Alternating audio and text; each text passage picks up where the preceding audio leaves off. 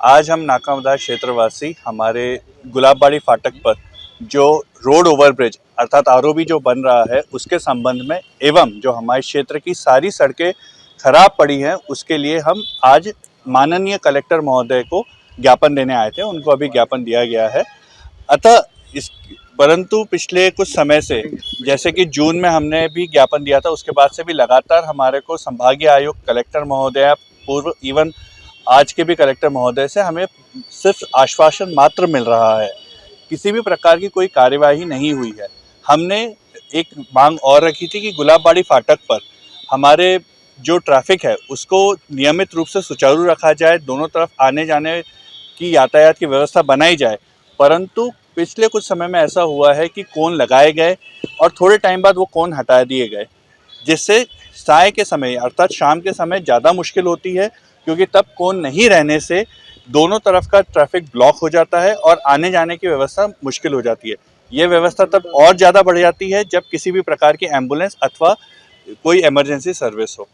हमारा प्रशासन से एक ही निवेदन है कि जल्द से जल्द आप इस आरओबी के कार्य को आप आगे बढ़ाएं एवं तुरंत गति से जो हमारे क्षेत्र की सड़कें हैं जिनमें गहरे गड्ढे हैं और एक दो बार लोग गिर के घायल भी हो चुके हैं, उस पे आप जल्द से जल्द एक मजबूत अगर लगे तो कंक्रीट की सड़क भी बनाकर क्षेत्रवासियों की समस्या का निदान करें।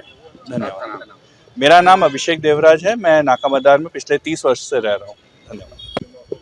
नाका मदार वेलफेयर सोसाइटी की तरफ से हम आए और हमारे वहाँ पे ओवरब्रिज बन रहा था।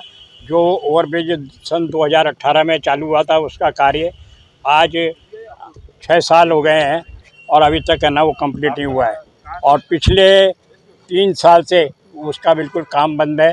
पिछली बार भी हम पूर्व जिलाधीश महोदया से मिले थे।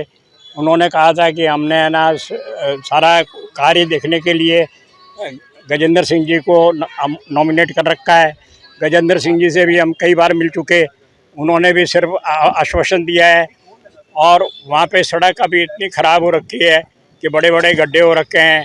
और वहाँ पे लाइट की व्यवस्था के लिए भी कहा गया था उनसे, लाइट के लिए भी उन्होंने कहा था कि सब बात हो गई है और लाइट यहाँ पे लग जाएगी। परंतु पिछले 3 महीने हो गए अभी तक उसमें भी लाइट की कोई व्यवस्था नहीं करी गई है। और वहाँ से स्कूल के जो बच्चे आते हैं आए दिन वहाँ पे दुर्घटनाग्रस्त होते हैं।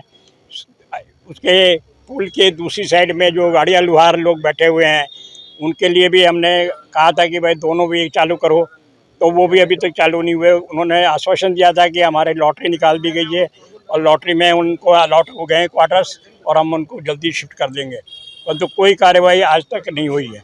वो ऐसे कैसे बैठे हैं और एक ही रोड से है ना दोनों तो आने और जाने का ट्रैफिक चलता है, जिससे कि बड़ी दिक्कत होती है। मैं राजेंद्र कुमार शिवर है, सीनियर सिटीजन सोसाइटी का सेक्रेटरी।